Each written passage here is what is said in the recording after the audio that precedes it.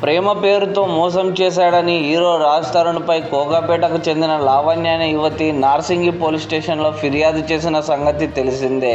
రాజ్ తరుణ్ తాను 11 ఏళ్లుగా కలిసి జీవించామని, ఇప్పుడు అతను ముంబైకి చెందిన హీరోయిన్తో ప్రేమాయణం కొనసాగిస్తున్నాడంటూ ఫిర్యాదులో పేర్కొంది.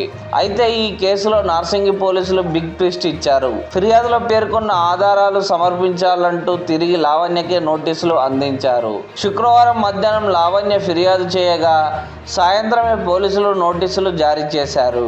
లావణ్య ఇచ్చిన 4 పేజీల ఫిర్యాదు ఫార్మాట్లో లేదని, నేరం జరిగితే సమయం, ప్లేస్ ఇలాంటి వివరాలేవి అందులో పేర్కొనలేదని పోలీసులు తెలిపారు. లావణ్య చేసిన ఫిర్యాదుపై ఆధారాలు ఇవ్వమని నోటీసులు ఇచ్చినట్లు నార్సింగి పోలీసులు తెలిపారు. అయితే ఇప్పటి వరకు లావణ్య అందుబాటులోకి రానట్లు తెలుస్తోంది. హీరో రాజ్ తరుణ్ తనతో సహజీవనం చేస్తూ మాల్వి మల్హోత్రాతో ప్రేమాయణం సాగిస్తూ మోసం చేస్తున్నాడని లావణ్య ఫిర్యాదులో పేర్కొంది. ఆమె మోజులో పడి తనను నిర్లక్ష్యం చేస్తున్నాడని తెలిపింది. అంతేకాదు రాజ్ తరుణ్, మాల్వి కలిసి ఇటీవల గోవా, చెన్నై, పాండిచ్చేరిలకు కలిసి వెళ్లారని, ఇదే విషయాన్ని నిలదీస్తే తనను దూరం పెట్టాడని పేర్కొంది. రాజ్ తరుణ్ని వదిలేస్తే కొంత డబ్బు ఇస్తామని, లేదంటే చంపేస్తామని హీరోయిన్ సోదరుడు బెదిరించాడని తెలిపింది. తనకు ప్రాణహాని ఉందని కాపాడాలంటూ ఫిర్యాదులో పేర్కొంది. అయితే ఆధారాలు సమర్పించాలని పోలీసులు లావణ్యను కోరారు.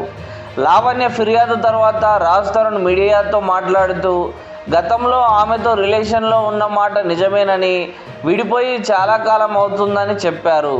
2014 నుంచి 2017 వరకు లావణ్యతో కలిసి ఒకే ఇంట్లో ఉన్నానని చెప్పారు. తనకు మందు, సిగరెట్తో పాటు డ్రగ్స్ తీసుకునే అలవాటు ఉందని, ఎన్నిసార్లు చెప్పినా వినకపోవడంతోనే తను బయటకు వచ్చానని చెప్పారు. అయితే ఈ విషయంపై స్పందించిన హీరోయిన్ మాల్వి మల్హోత్రా, రాజ్ తరుణ్ తనను మోసం చేసి హీరోయిన్ మాల్వి మల్హోత్రాతో తిరుగుతున్నాడని లావణ్య అనే యువతి పెట్టిన కేసులో నిజం లేదని పేర్కొంది.